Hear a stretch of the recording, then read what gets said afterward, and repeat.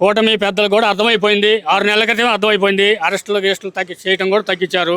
ఇక చిన్నగా అన్ని డౌన్ అయిపోతున్నాయి. బాబాయ్ పథకాలు గతంలో అందరికీ అందాయంటారా? ఈ గవర్నమెంట్లో అందాయంటారా? సూపర్ 6 కానీ పథకాలు జగన్మోహన్ రెడ్డి గారు ఒకటే చెప్పాడు, నాకు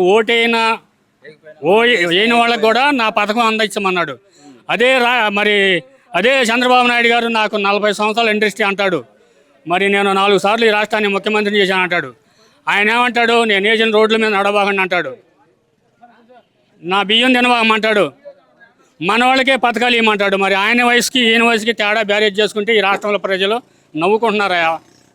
మళ్ళీ గతంలో జగన్ గారికి 151 స్థానాలు సీట్లు ఇచ్చిన ప్రజలు ఇప్పుడు ఎందుకని వద్దనుకొని 11 స్థానాలకు పరిమితం చేశారంట. దాని గురించి మీరేమంటారు? కరెక్టే, నువ్వు అడిగిన ప్రశ్న మంచి మాటే.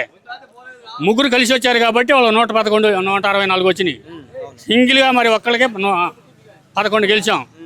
వాళ్ళకు కూడా తెలుసు 40% వాళ్ళకి జగన్ గారి కోటింగ్ ఉంది.